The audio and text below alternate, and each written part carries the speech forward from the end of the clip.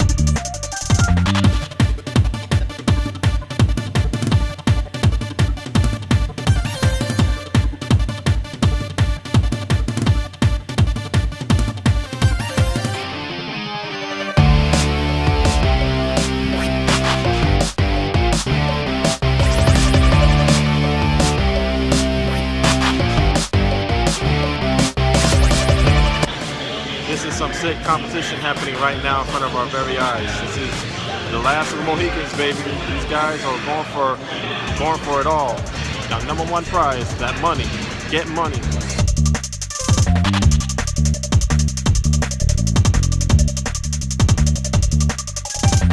Great, pulls the leg out.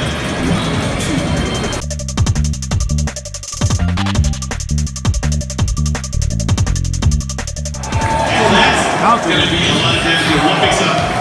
1 round away from the tournament. Will Saint take it?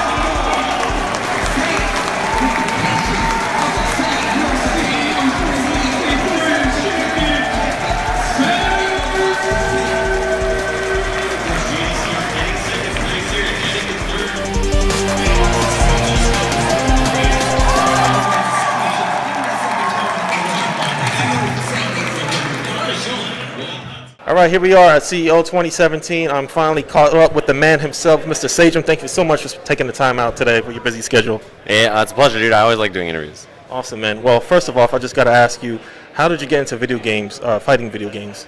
When I was super young, the laundromat that we used to go to had a Marvel Superheroes cab. So I used to play that a lot, and I thought Captain America was like super cool on all the other games that I was playing. So yeah, I just messed around and played a little bit, and then I got back into things in 2009 when Street Fighter 4 came out. Awesome, man. Your channel is so informative because that's how I found you through YouTube. And when Mortal Kombat X came out, I had a hard time learning certain characters, and then when I saw that you broke down Cassie Cage was my favorite character, that's when I became like a big fan of yours. So, like, what made you get into character breakdowns and on your channel and stuff like that? Fighting games are inherently super hard to learn, And I think most people agree with that. And so when I was getting into it, I was trying to learn how to play, and there was no guides or resources or anything like that. So I kind of made it my mission to learn how to play and then teach other people, right? So it was like, just because, you know, for myself, when I tried to learn, I was like, this is impossible. Like, there's nothing, there's no guides on the internet, nothing like that. So yeah, I try to make it easier for other people. Awesome. Now, when did you start getting into the commentating world for esports? Around late 2013 to 2014, mostly because there wasn't a lot of people commentating the games that I was interested in, and I wanted to try to get involved and do as much as I could. Like, explain something like real quick about frame data, because frame data is one of the keys to actually learning characters, like punishing characters. Like, if someone blocks a certain move, you can actually punish it. And is there a specific, simple way to break it down? I think the best explanation I've ever seen of frame data is on Corey Gaming's channel. He did a video about it. But yeah, I mean, if you think about it, even like a professional, like, just think about it as a normal, like a fight. If you ever seen like a UFC fight, when you throw a punch, there's the startup frames, which is how long it takes to connect. There's the active frames, which is when your attack is hitting your opponent, and there's the recovery frames, which is when you're recoiling from whatever strike you do. So those are like the kind of 3 states of frame data. And, you know, learning and understanding it, there's a lot of good resources on the internet to learn it. It's not something you learn instantly, but it's something you need a few minutes to figure out. Once you got it, you got it.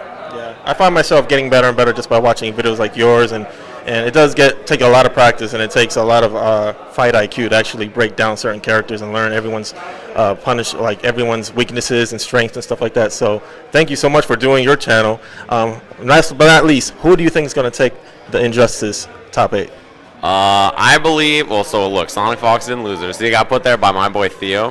And I think those are the top 2 guys to take it. But because he's in winner's bracket and because he is also a super homie and a good friend of mine, I'm going to go for Slayer. I think Slayer is going to win Injustice. Ooh, you heard it. You heard it first from Sage himself. Thank you so much for taking the time. I really appreciate it.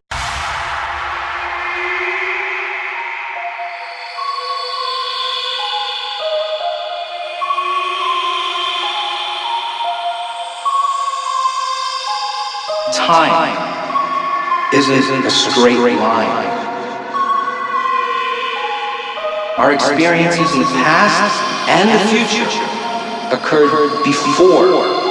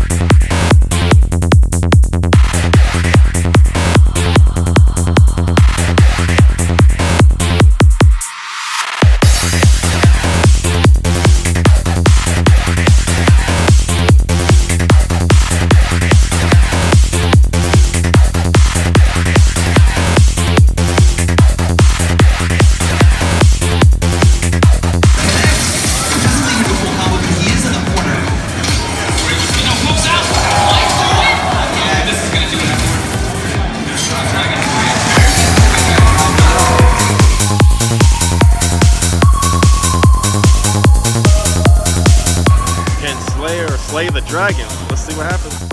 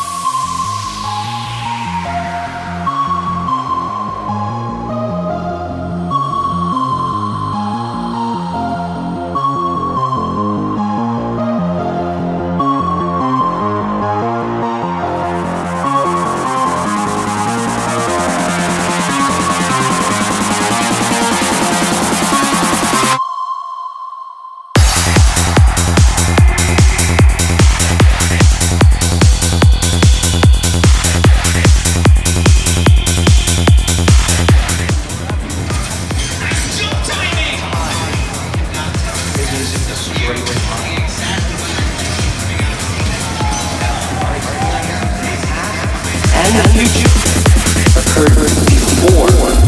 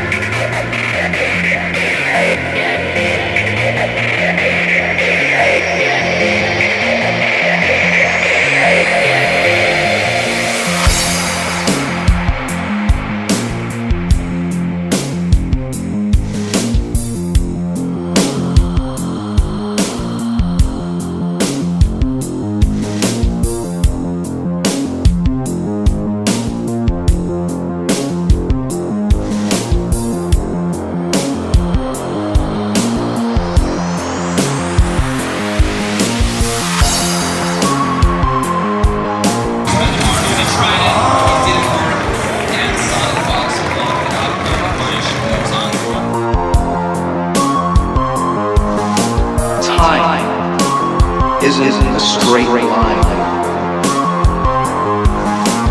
Our experiences in the past and the future occurred before.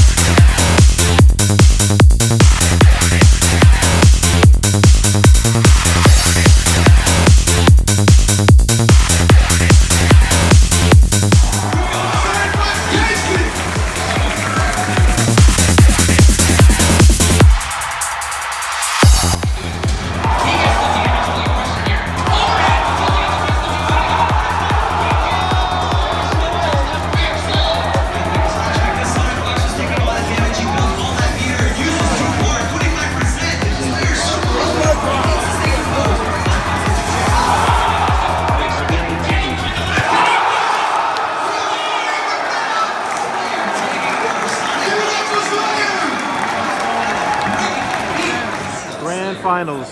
Who wants the home time with the whiteboard? Versus the whiteboard. Who likes fire?